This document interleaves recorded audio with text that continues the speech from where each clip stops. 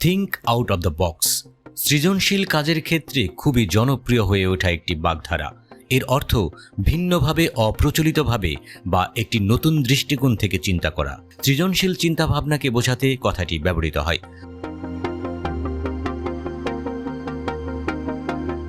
যুক্তরাষ্ট্র ইউরোপ মিলে যখন রাশিয়া চীনকে ভূরাজনীতিতে, অর্থনীতিতে নাজেহাল করার পরিকল্পনা করতে করতেই ঘেমে যাচ্ছে, তখন নিউয়েস্ট ওয়ার্ল্ড অর্ডার হতে চলা এশিয়ার দুই বৃহৎ দেশ শুরু করেছে out of the box thinking.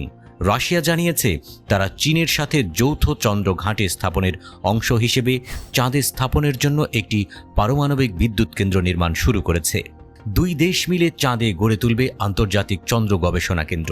2026 সালে বিশাল ওই কমপ্লেক্স নির্মাণ শুরু হবে। ঘাঁটিটির ব্যাসার্ধ হবে প্রায় 4 মাইল। বিজ্ঞানীরা সেখানে থেকে চাঁদের বৈশিষ্ট্য পর্যবেক্ষণ করবেন।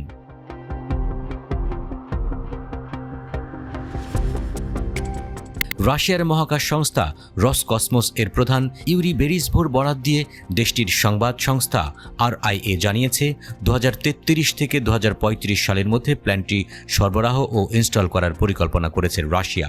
গত মার্চে বরিস বলেছিলেন পারমাণবিক শক্তি ব্যবহার করে স্টেশনটি সচল রাখার কথা ভাবছে রাশিয়া, কারণ চাঁদের রাত পৃথিবীর প্রায় 14 দিনের সমান। ফলে চাঁদে সোলার প্যানেল দিয়ে বিদ্যুৎ উৎপাদন কম কার্যকর হবে। 2028 সালে দুইটি রাশিয়ান রকেট চাঁদের উত্তর এবং দক্ষিণ মেরুতে পৌঁছানোর চেষ্টা করবে বলে জানিয়েছে ইউরি বরিস। তারপর ইন্টারন্যাশনাল সায়েন্টিফিক লুনার স্টেশন তৈরির কাজ 2025 থেকে 35 সালের মধ্যে দুটি পর্যায়ে হবে। চীন এবং রাশিয়া নিশ্চিত করেছে যে তাদের মধ্যে মহাকাশ নিরাপত্তা এবং আর্টিফিশিয়াল ইন্টেলিজেন্স অস্ত্র নিয়ে কথা হয়েছে। চীন জানিয়েছে যে আলোচনায় outer space security, bio security এবং আর্টিফিশিয়াল ইন্টেলিজেন্স ছিল।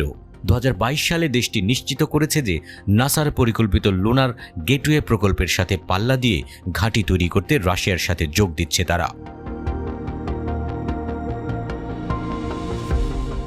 অর্থাৎ প্রায় অর্ধ শতাব্দী পরে আবারও উষ্ণ হচ্ছে মহাকাশ প্রতিযোগিতা। এই রেসে লাভ কি? জয় পাবে যে, তার পুরস্কারটি কিন্তু বিশাল। স্মার্টফোন, কম্পিউটার এবং উন্নত প্রযুক্তির ইলেকট্রনিক্সে ব্যবহৃত বিরল খনিজ থেকে শুরু করে হিলিয়াম-3 পর্যন্ত প্রাকৃতিক সম্পদ রয়েছে চাঁদে।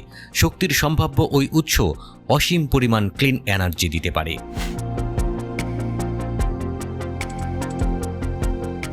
হিলিয়াম-3 হল হিলিয়াম গ্যাসের একটি রূপ যা পৃথিবীতে বিরল, তবে নাসা বলছে এটি চাঁদে 1 মিলিয়ন টন রয়েছে বলে অনুমান করা হয়।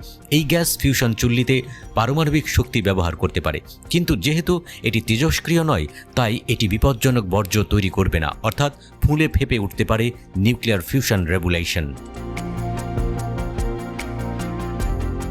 এদিকে নাসাকে তো মঙ্গল গ্রহে অভিযান নিয়ে বেশি ব্যতিব্যস্ত দেখা যাচ্ছে। যুক্তরাষ্ট্র কি এই লটারির টিকিট কিনবে না?